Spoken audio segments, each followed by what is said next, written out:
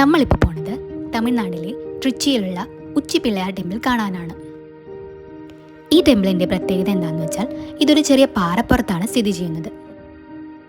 ടെമ്പിളിൻ്റെ അടുത്ത് car പാർക്കിങ്ങുള്ള space ഇല്ലാത്തത് കൊണ്ട് നമ്മൾ റോഡിൽ കാർ പാർക്ക് ചെയ്ത് ഇങ്ങോട്ട് നടന്നാണ് വന്നത്.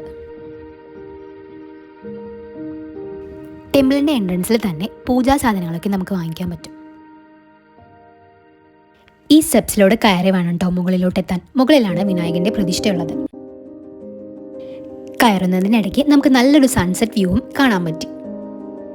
ഈ പാറയൊക്കെ കട്ട് ചെയ്ത് ഇവിടെ സ്റ്റെപ്സും അമ്പലമൊക്കെ ഉണ്ടാക്കാൻ സ്റ്റാർട്ട് ചെയ്തത് പല്ലവരാണ്.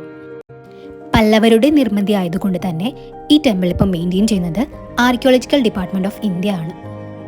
നമ്മൾ പോയ ദിവസം അവിടെ എന്തോ വിശേഷം നടക്കുന്നുണ്ടായിരുന്നു. അതാണ് കേട്ടോ ഈ കാണുന്നത്. പ്രസാദമായിട്ട് നമുക്ക് പൊങ്കലും കിട്ടി. ഈ വിനായക ടെമ്പിൾ ഈ പാറപ്പുറത്ത് വന്നതിന് പിന്നിൽ ഒരു കഥയുണ്ട്. പണ്ട് രാമരാവണ യുദ്ധകാലത്ത് രാവണന്റെ സഹോദരനായ വിഭീഷണൻ രാവണന്റെ പക്ഷത്ത് നിന്നുകൊണ്ട് രാവണനെതിരായി യുദ്ധം ചെയ്യുന്നു. യുദ്ധം ജയിച്ച രാമൻ സമ്മാനമായിട്ട് വിഭീഷണന് മഹാവിഷ്ണുവിന്റെ രൂപമായിട്ടുള്ള രംഗനാഥസ്വാമി വിഗ്രഹം സമ്മാനിക്കുന്നു. ഒരസുരന്റെ കയ്യിൽ ഈ സ്വാമി വിഗ്രഹം എത്തിയത് കണ്ട് ആശങ്കപ്പെട്ട ദേവന്മാർ വിനായകനെ സമീപിക്കുന്നു. തിരിച്ച് ലങ്കയിലോട്ട് പോകുന്ന വഴി കാവേരി നദിയിൽ കുളിക്കാനിറങ്ങിയ വിഭീഷണന്റെ കയ്യിൽ നിന്ന് ഒരു കുഞ്ഞിന്റെ രൂപത്തിലെത്തിയ വിനായകൻ ഈ വിഗ്രഹം കൈക്കലാക്കുകയും നദീതീരത്ത് തന്നെ അത് പ്രതിഷ്ഠിക്കുകയും ചെയ്തു. അതിൽ ക്ഷുഭിതനായ വിഭീഷണൻ ആ കുഞ്ഞിനെ ഓടിക്കുകയും ആ കുഞ്ഞ് ഓടിച്ചെന്ന് ഈ പാറപ്പുറത്ത് കയറി തന്റെ യഥാർത്ഥ രൂപം വിഭീഷണന് മുമ്പിൽ കാണിച്ചു എന്നാണ് പറയപ്പെടുന്നത്. അങ്ങനെയാണ് ഇവിടെ ഈ ഉച്ചി പിള്ളയാർ ടെമ്പിൾ ഉണ്ടായത്.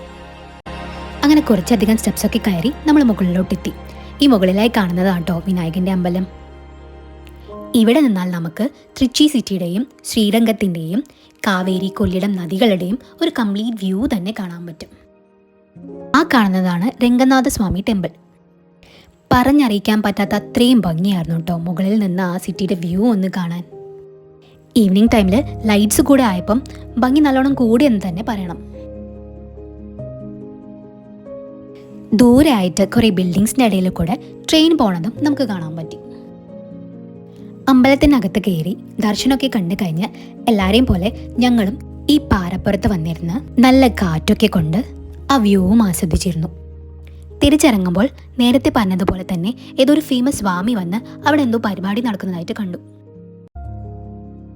ജലപ്രതിഷ്ഠയുടെ അടുത്തേക്ക് പോകുന്ന വഴി ഇതുപോലെ അലങ്കരിച്ചിട്ടുണ്ടായിരുന്നു. അവിടെ കണ്ട വേറൊരു കൗതുക കാഴ്ചയായിരുന്നു ഇത്. അമ്പലത്തിനകത്ത് തന്നെ പശുക്കളെ വളർത്തുന്നു. ലൈറ്റ്സൊക്കെ ഇട്ട ഇടനാഴിലൂടെ നമ്മൾ ചെന്ന് കയറുന്നത് ഇതുപോലുള്ള ഓരോ സ്ഥലങ്ങളിലാണ്. ഇതവിടെ അന്നദാനമൊക്കെ നടത്തുന്ന സ്ഥലമാവണം.